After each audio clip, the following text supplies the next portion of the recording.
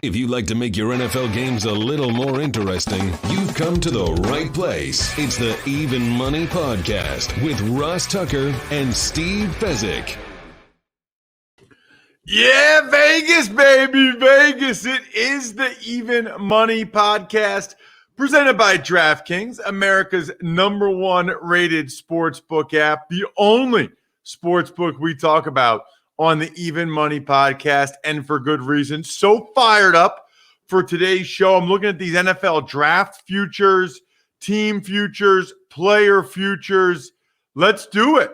Let's look at some of these 2021 futures. Should be awesome. You can check me out on social media at Ross Tucker NFL, Twitter, Instagram, Facebook. We even have all of our shows available on YouTube now, youtube.com/Ross Tucker NFL. Most of you know during the season, you want to get our bets in written form. Just become a patron, patreon.com/RT Media. You can check out our shows at Ross Tucker Pod on both Twitter and Instagram. The star of this show, though, it's Steve Fezzik at Fezzik Sports. He is the man with the math, the man with the plan, only at Fezzik Sports. Still waiting on our guy, Sean Grady, who we love, to come up with some more data from our results over the last 4 years. When we do that, then we're going to do a whole show to prove to you guys, most of you know, most of you have been around, but to show you what we've done over the last 4 years, which is epic.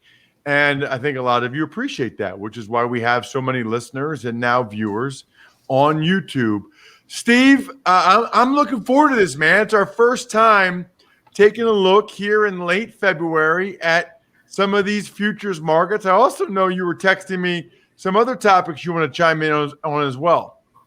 Absolutely, Ross. And let's face it, our focus during the fall and early in the year is football, but there's so many sports and so much going on. And frankly, NFL has become a 365-day-a-year job with betting on the draft and the like that there's just never a time where you can't wager on the NFL.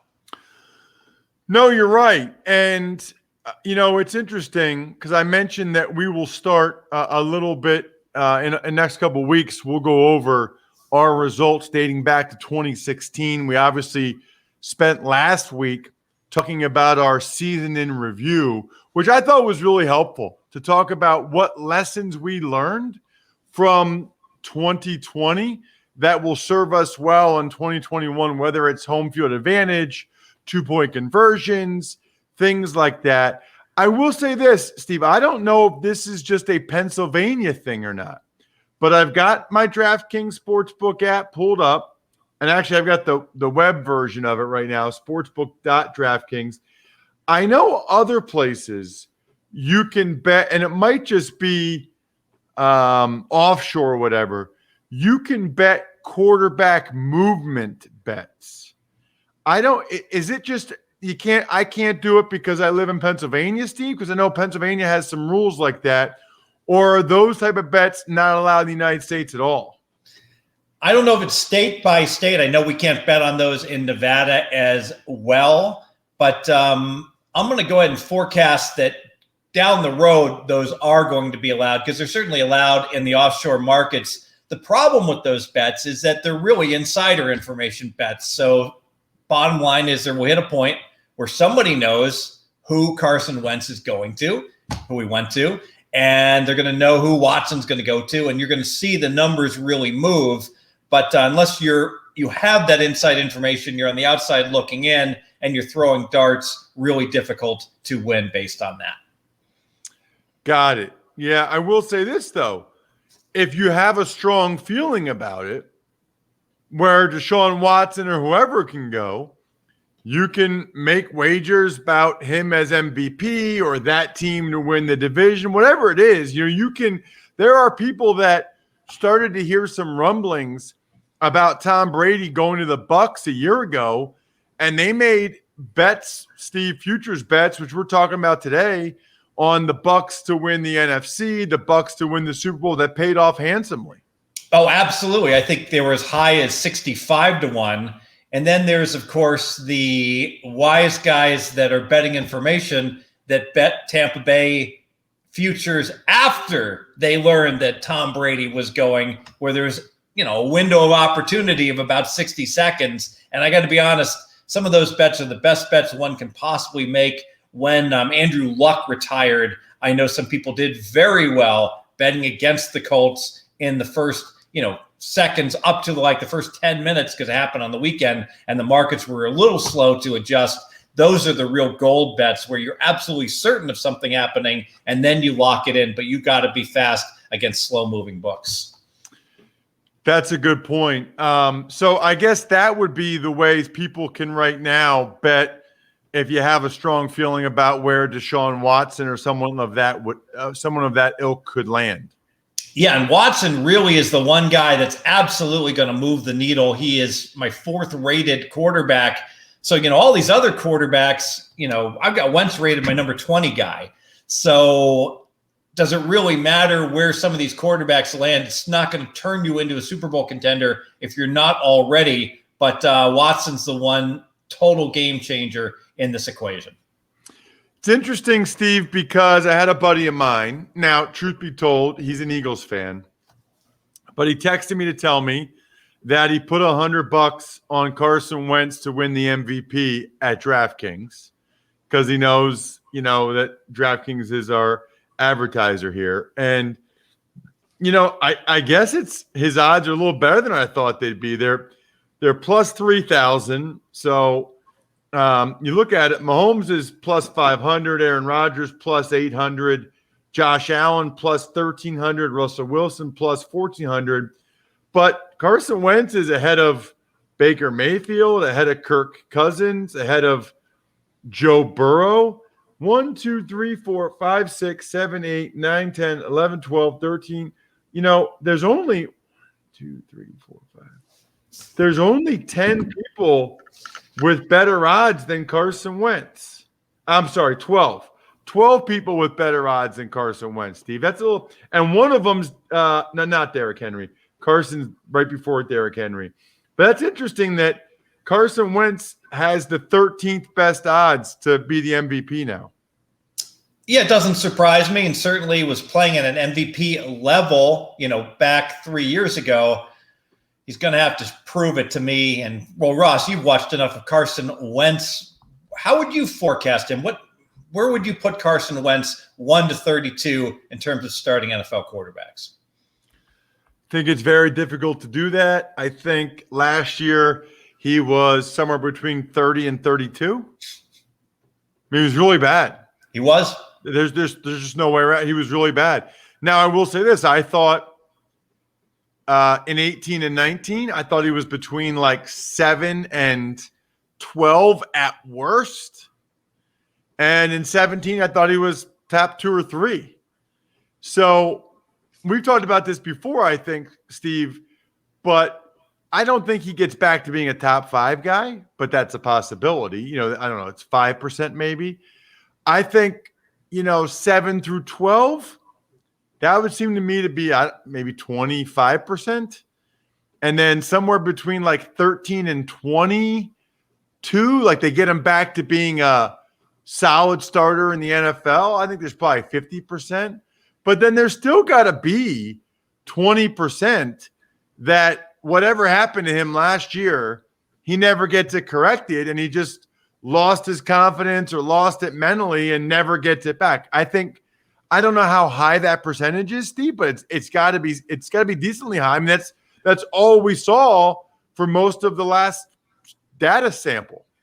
I think that's a solid representation, and you're like a pro poker player here, where you're basically putting Carson Wentz percentage chances on different hands that he might be holding. And it sounds like if you took a weighted average of those, you'd come out to him being about the 20th best quarterback. However, he has a much higher ceiling than the typical number 20 quarterback. So Teddy Bridgewater, for instance, he's about the number 19 quarterback, and he's not going to suddenly become a top 10 quarterback, whereas that could certainly happen again with Carson Wentz. All right, looking at these MVP, regular season MVP odds, Steve, you typically do not partake in markets like these, correct? That is correct. The one exception, Ross, is that early in the season, after like 2 or 3 games, sometimes the market just doesn't correct enough for someone who just comes out guns a-slinging and does great. As an example, bet lost, but I think that people who bet Russell Wilson last year back in September got some really good value. He became the favorite to win the MVP, and then, of course, all of a sudden he stopped producing around the middle of October. Well, I'll say this, Steve, and I think we talked about it on this show. I did pretty well on the Coach of the Year and Rookie of the Year last year. I was really early on Herbert because I said when he got in that game, maybe even before he got in that game, I remember saying, like, Tyrod Taylor is not going to last real long. If Herbert starts 12 games, he might be able to overtake Burrow. Now, I didn't know Tyrod Taylor would get his lung punctured and that in would come Herbert and that Burrow would have his torn ACL. So there was good fortune there. Although I don't know, Steve, I kind of feel like even if Burrow stayed healthy, Herbert would have been the Rookie of the Year. Yeah, I think so. Herbert really overachieved, and he was a gunslinger, man. That was extremely impressive. You know, be interesting to see, is Herbert going to become a top 10 quarterback this year? It's certainly possible. Well, his MVP odds are 11th. He's plus 2,200. So, and I know people that really like the Chargers this year. I joked, we had Sheil Kapadia last Wednesday on the Ross Tucker Football Podcast, Steve, and I joked that it's the 26th consecutive year that the Chargers are the sleeper / surprise team in the NFL. Yeah, Chargers are always perennially undervalued. You know, I go back to, remember the AFC title game? They're at New England. I think the spread on that game was 3.5. New England was laying 3.5, and New England scored every possession, I think, through the third quarter. And it's just amazing the support that the Chargers have gotten over the years. Actually, that was in the division round, I believe. But you get the point. Chargers, for whatever reason, statistically, they look fine, but they don't back it up on the scoreboard year after year after year.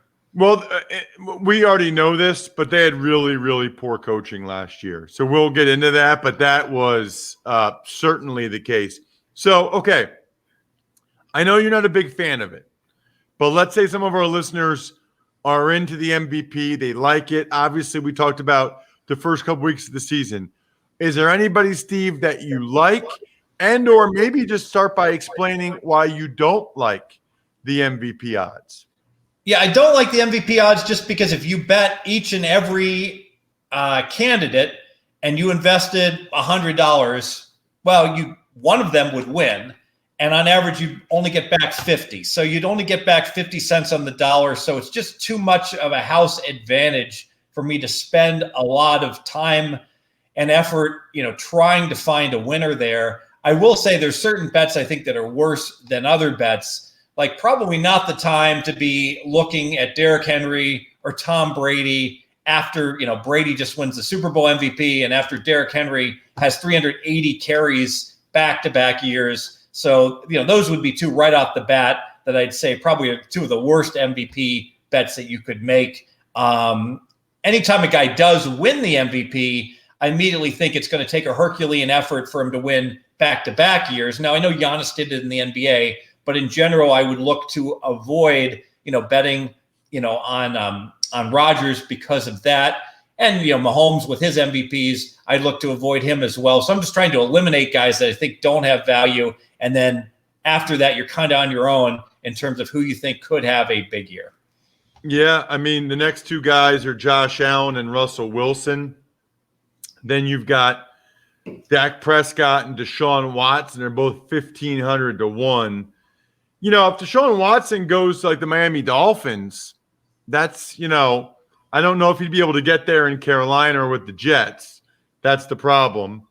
Dak Prescott's an interesting one. I'm not really feeling Brady. Lamar Jackson, it's hard to do that twice in 3 years. Matthew Stafford, plus 1,600 is interesting to me, Steve. I like guys, part of this is a narrative award. Part of this is like almost who they want to see win it and who, obviously it's the guy who's playing the best, but I don't know. I can see there being momentum for guys like Matthew Stafford and Carson Wentz if their teams are playing really well this year, which I think is a very realistic possibility. I like that Stafford pick because he's toiled in Detroit forever and has been a good soldier, so to speak. He's got the weapons, and let's face it, the Rams defense is good enough that they certainly could go 12-4 and Stafford could have a top year. So you can certainly make the case that at 16-1, that would be the most attractive of all the options that you've read so far. So we will go over, Steve, we'll have at least one, probably two NFL draft betting shows. But I wanted to put these out right now just because they're here. They're available over at DraftKings. First quarterback drafted, Lawrence is minus 10,000. That's a wasted one. But first O-lineman drafted, I wouldn't be totally shocked if Rashawn Slater went ahead of Penei Sewell. So Penei Sewell's minus 1,000. Rashawn Slater's plus 400. I've seen some mock drafts where Slater goes ahead of Sewell. So there might be some value there. First wide receiver drafted. Most people think it'll be Jamar Chase. It'd be surprising if it's not. First running back drafted. I don't know. I think it's interesting. Travis Etienne at minus 150. Maybe Najee Harris at plus 120 is someone to look at. I know on the College Draft podcast this week, Steve, Matt Waldman said his favorite running back was Trey Sermon. I don't think Trey Sermon at plus 4,000 is going to be drafted, the first running back, but I thought that was interesting. There's obviously odds on the first overall pick. Don't waste your money there. Now, what about second overall pick? This is one, Steve, where a couple weeks ago, I think you could have gotten Zach Wilson at plus money, but that's changed. And now Zach Wilson, the BYU quarterback, is minus 200. Yeah, it makes a whole lot of sense that quarterback is king, and he is clearly the number 2 quarterback. So that was a bet that I wish that I had made. I have not made any bets on the draft. Let me disclose that. I will say that draft basic betting strategy, that final week, Ross, as draft day approaches and you see all these mock drafts and people start hearing things, people know some things, and you see players rising and falling. In college basketball or college football, let's talk about college football. When you're betting and you see a team go from pick 'em to minus 2, money's coming in on that team. Maybe you got yourself a 54% bet at pick 'em. But I can tell you this, if you see a guy dropping on the board and he was projected to go 12th and now he's projected to go 15th, if you can bet him under 12.5, that might be an 85% bet. I mean, these moves on the draft are so deadly because it's not performance driven. He doesn't have to do it on the field. Someone knows something. And if you have that information and it gets reflected in these mock drafts as often as it does with these sharp guys that have that information, you've got just phenomenal bets. And my buddy in Jersey, the Hitman, he goes by, I can tell you this, he doesn't he's in his own cave for 3 days betting the draft. That is all he does. He doesn't bet anything else. I'm like, I got a 55% bet for you. He hangs up on me. He's like, screw you, I'm busy. Because it's the one time of the year that he literally is making 80% bets, and that's all he cares about. Okay, question for you. On first overall pick, Trevor Lawrence is minus 5,000, okay? What amount of money is it worth it to put a bet down on that? 0, because even if I was certain he was going to be picked, which I'm not, I think there's, the 98% chance he's going to go number 1.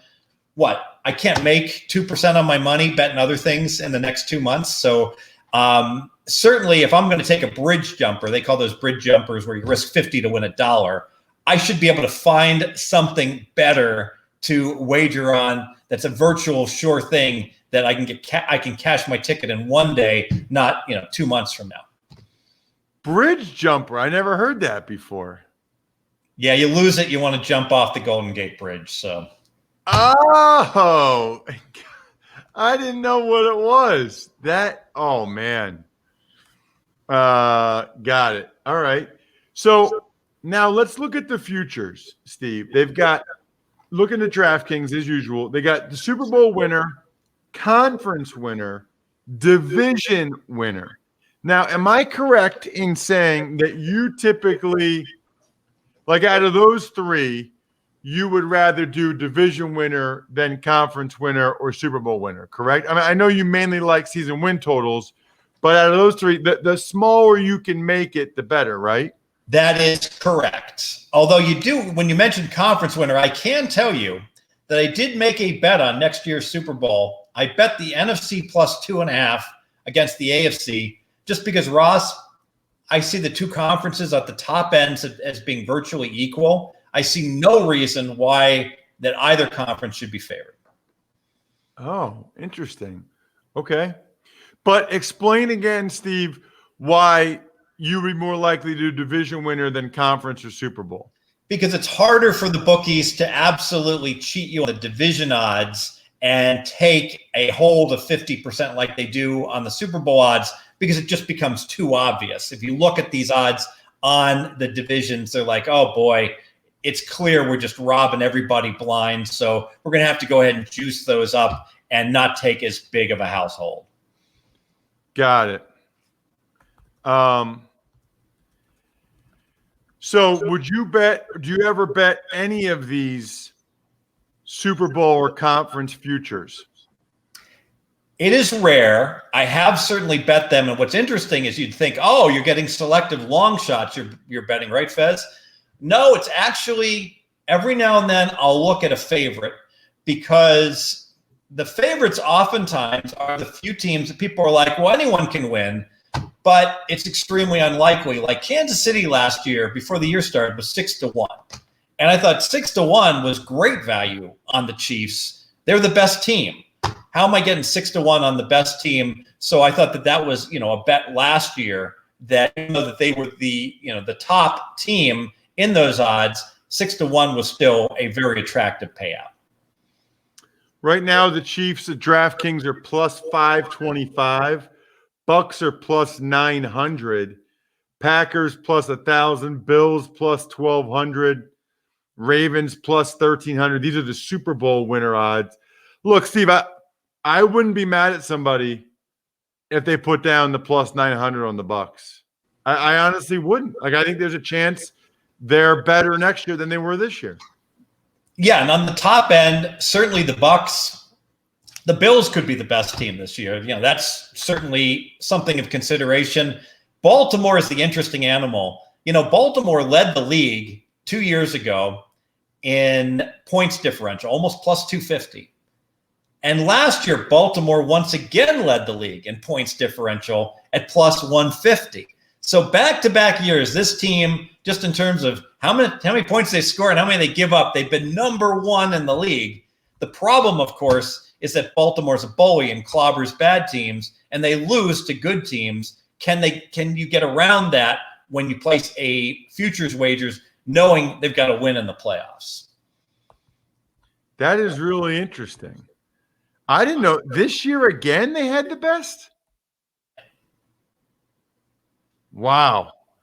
That's crazy. I didn't realize that. All right, so let's get to, then there's conference winners, Bucks, blah, blah, blah. Let's get to division winners, because I think that is interesting. Chiefs are minus 455. Bills minus 159. That is one where if you think the Dolphins are going to get Deshaun Watson, Dolphins plus 260, I think, is interesting. Yeah, that's one, though. I like to get at this with the better information. I'll wait till they get Watson and hope I'm at my desk. And this is the nice thing about these division odds. These are the sort of odds that the bookmakers can be slow to move. So the second, boom, Miami got Watson. Well, you're not going to get Miami anymore to win the Super Bowl. But it wouldn't surprise me if you couldn't get a piece of Miami to win the division plus the 260 unadjusted for a small period of time before the odds makers figure out, oh, we got to adjust those as well. Chargers plus 525, I think, is interesting in the AFC West. If you think that, the Chiefs might take a little bit of a step back, and if you believe in the coaching issues in the AFC West, I don't see much in the NFC North. NFC South, it's hard for me to imagine. I guess maybe the Saints. Maybe you like the Panthers if you think Sean Watson's going to go there. NFC East, everybody's plus money in the NFC East. NFC West, and we can go through these some other week in greater detail. NFC West, the Rams and the Niners are both plus 175, Steve, while the Seahawks are plus 300 and the Cardinals plus 700. That surprises me a little bit. Yeah, the problem is either one of those four teams could indeed win. So it's really hard when you're looking at a division that's stacked like that. I like the idea of the Chargers because, let's face it, we don't think much of Denver, and I don't think much of the Raiders' defense. And so given that, you only got one team you got to jump over. Okay, it's a big hurdle with Kansas City, but if Mahomes goes down, all of a sudden, you're very live with the Chargers. So I would much rather look for a division bet when there's only one premium team in the division that you got to beat. AFC South, the Colts are minus 106. Titans plus 120. AFC North is interesting. Ravens plus 105. Browns plus 175. Steelers plus 375. I think that I kind of like the Steelers. I mean, I think they're going to bring Big Ben back, and I think he's going to have a whole year to actually rehab that elbow and arm that he wasn't able to last year. Plus 375 for Steelers, one of the more appealing ones on the board to me. Yeah, so again, an 11-0 team, a team that was 11-0, plus 375. I have to say, it certainly looks attractive, but I don't like what I saw at all from Big Ben at the end of the year. And let's face it, he's not exactly gotten a ringing endorsement from the organization about bringing him back. No, he hasn't. What about some of the other sports, Steve, before we let you go? Let's talk Nets a little bit. You texted me about the Nets at 4-1. Yeah, I can get behind the Brooklyn Nets 4-1. It's interesting because I looked at a couple sites. I went to 538. And I took a look at I think it's teamrankings.com, and they do projections. What they have the Nets, their odds of winning, and it's only around 10% to win the title. And I can't help but think, the Nets just won 5 straight road games. They're doing it without Durant. They've got so much talent that's going to get better as the season goes on. They're a really attractive destination for free agents here at the trade deadline to come in and try to grab a ring. They're clearly the best team in the East, I believe, going forward. And so because of that, I could get behind, playing the 4-1 on Brooklyn here at this point in time. What about what we talked about, Steve? Just want to go back to the division odds real quick. You were saying something about the Lions' schedule. Yeah, I'm thinking ahead of season wins, and that's my bread and butter, okay, to go ahead and bet overs and unders on season wins. And call me a negative guy. I like betting against teams more than on them because if I'm right about a team being lousy, nothing can go wrong, and I'm going to cash my ticket. If I'm bullish on a team, injuries can go ahead and sidetrack me, and I can lose even when I was right. But, I'm looking at this Lions schedule. Ross, I don't know how they're going to win 5 games. They're already in a tough division because they don't get to play themselves twice a year. And they've got to play against the NFC West, 4 good teams, the AFC North, 3 good teams, if you count Pittsburgh as a good team. And they're a last place team, the Lions. Well, they get to play 2 last place teams, Atlanta and Philly. I'm not saying Atlanta and Philly are difficult games, but that's a very difficult 4th place schedule to have those as your 4th place teams. You add it up, The Lions are only going to be favored in one game all year long, the way it's looking. Ooh, that's a good point. You're thinking the Cincinnati game? Yes. Wow.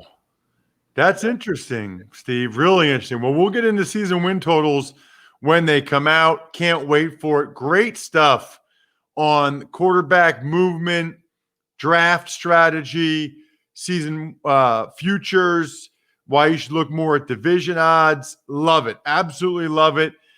Next week, might even have a special guest. Definitely going to get into our numbers since 2016 over the next few weeks here.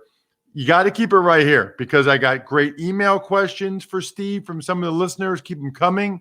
Ross@rosstucker.com. We can dive even more into some of these division winners, which is awesome. And before you know it, it'll be March Madness time as well. Other than that, good luck, everybody. Hope you guys win some money. Thanks for listening to the Even Money Podcast. Make sure to also subscribe to the Ross Tucker Football Podcast, the Fantasy Feast, Business of Sports, and the College Draft. All available at Apple Podcasts, rosstucker.com, or wherever podcasts can be found.